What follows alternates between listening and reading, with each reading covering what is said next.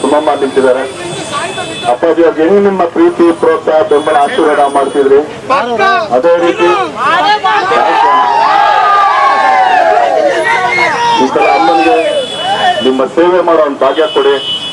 ಅದಕ್ಕೆ ನಾನು ಅವಾಗಿದ್ದ ಎಲ್ಲಾ ಕಡೆಗೂ ಹೇಳ್ಕೊಂಡು ಬರ್ತಾ ಇದ್ದೀನಿ. ಅವರ ಕ್ರಮ ಸಂಖ್ಯೆ 20 ಸುಮಲತಾ ಅಂಬರೀಶ್ ಕಳೆ ಊದ್ತಿರೋ ಚಿಹ್ನೆ.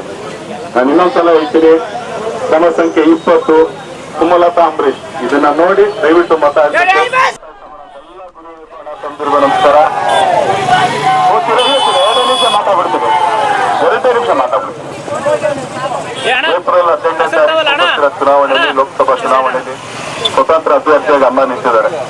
ಅವರ ಕ್ರಮ ಸಂಖ್ಯೆ ಬಂದು 20 ಸುಮಲತಾ ಅಂಬರೀಶ್ ಕಳೆ ಊದ್ತಿರೋ ಚಿಹ್ನೆ.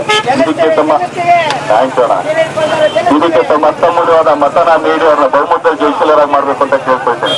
ಈಗ ದಯವಿಟ್ಟು ಸ್ವಲ್ಪ ಜಾಗ ಬಿಟ್ಟರೆ ಆಂಬ್ಯುಲೆನ್ಸ್ ಭಾವ ಇದೆ, ದಯವಿಟ್ಟು ಸ್ವಲ್ಪ ಜಾಗ ಬಿಟ್ಕೊಟ್ಬಿಟ್ರೆ ಅದಕ್ಕೆ ಬಾಕಿನ ಜಾಗ ಬಿಟ್ಕೊಟ್ಬಿಟ್ರಲ್ಲ ಹಂಗೆ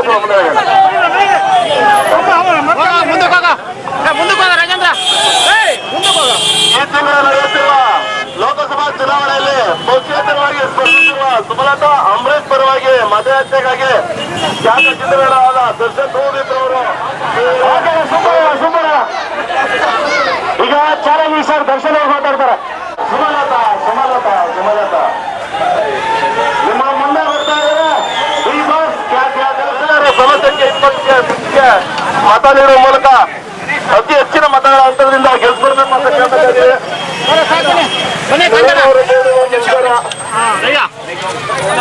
ರೈತ